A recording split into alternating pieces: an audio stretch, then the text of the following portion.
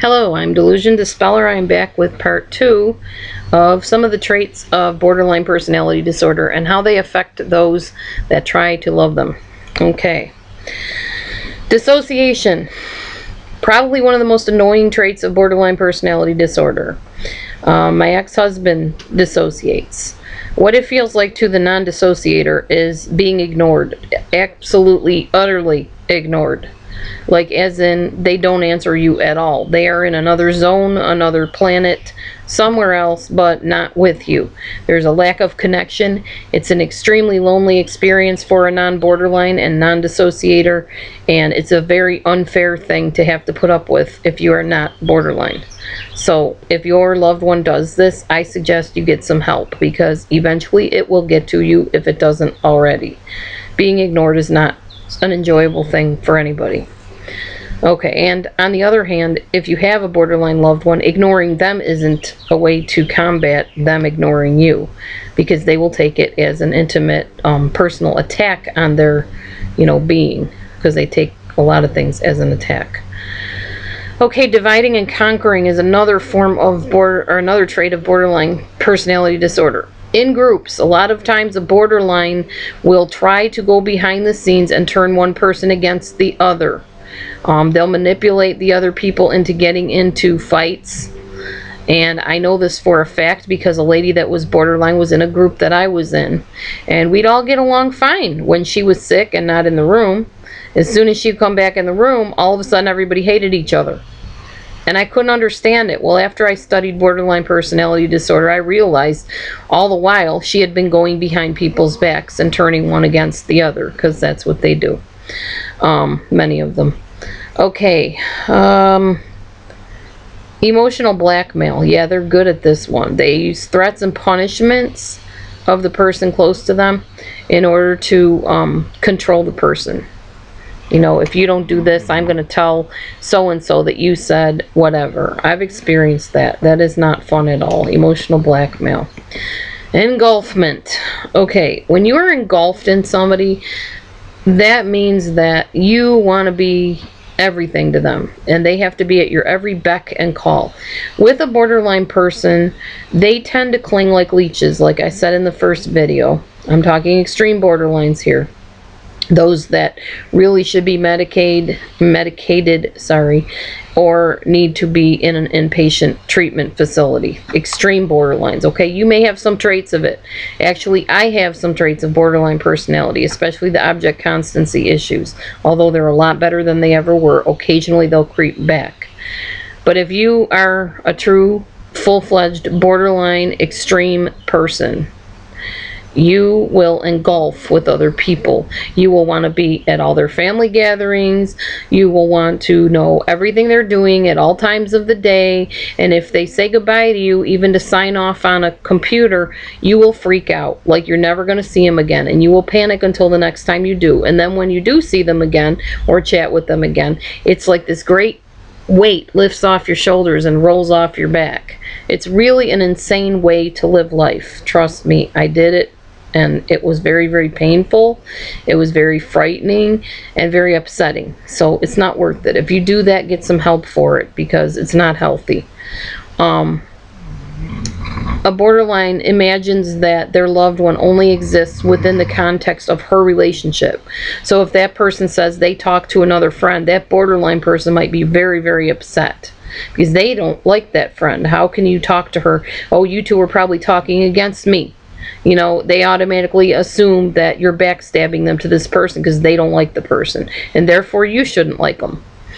They are a lot of times, extreme borderlines are entitled. They think that you owe them, or other people owe them, or the world owes them everything. They think that they should have the best of everything, and they should always be treated favorably by everybody, whether they deserve it or not. Even if they're mean to somebody, how dare they not want to talk to me? Well, you just sat there and called them names, so why would they want to talk to you?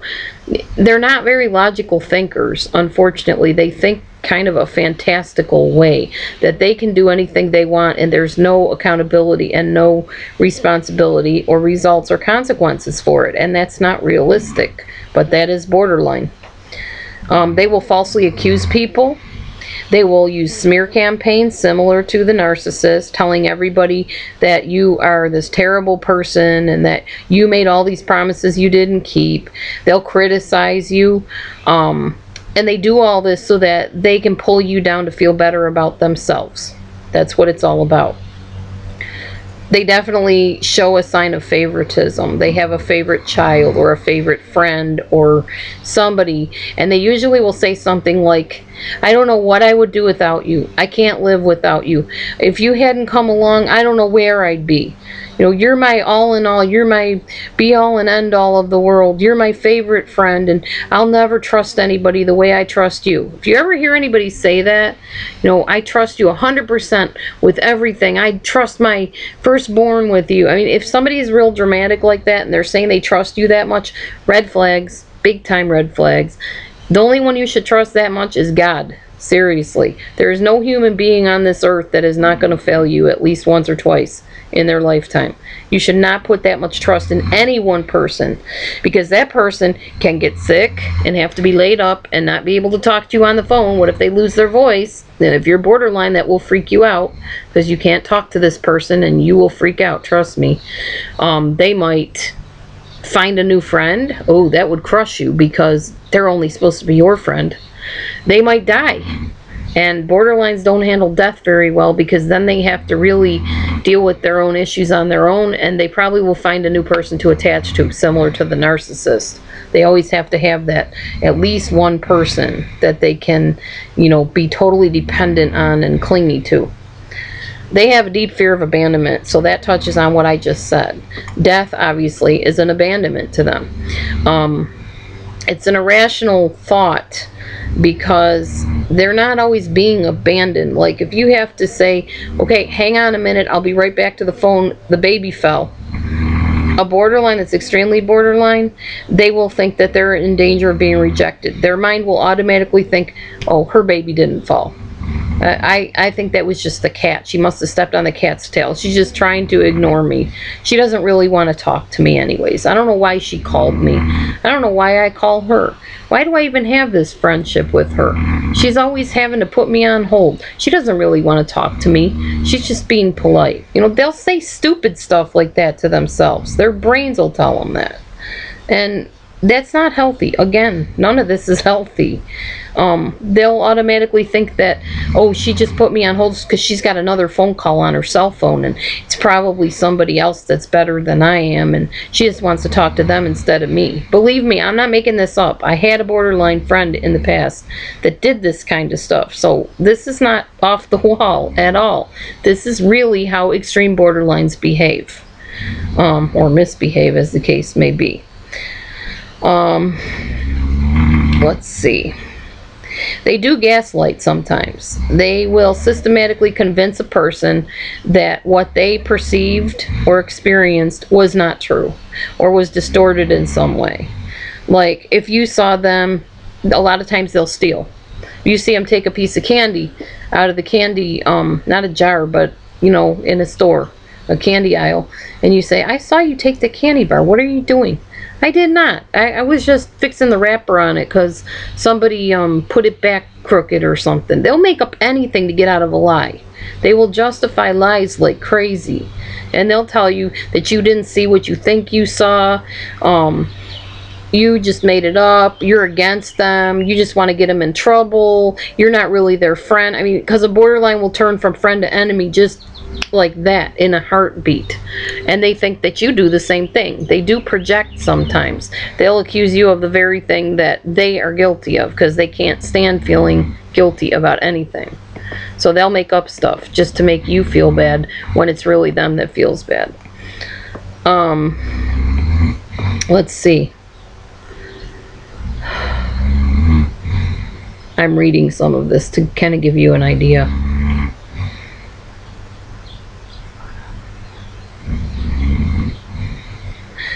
They'll use like the silent treatment a lot to, like, if you say something or do something they don't like, they will pull away from you and give you the silent treatment. And they'll do that just long enough so that you miss them, and then they'll reel you back in again and do the same kind of garbage they just got done doing to you. They are very hysterical people. Extreme borderlines overreact to just about any kind of bad news, disappointment. Anything that goes even a little bit wrong is a major catastrophe. Like the world is coming to an end. And you'll sit there and say, it wasn't that big of a deal. You had a sliver in your foot. Honestly, you're okay now. Oh my gosh, but what if it gets infected now that the hole's open? I might get dirt in there and then I'll die, or I'll get really sick. And I heard about this one lady that got so sick she went into convulsions. Do you think that'll happen to me? And it's like, oh my gosh, seriously, it was a sliver. Get over it. That's really how they act. I'm not exaggerating.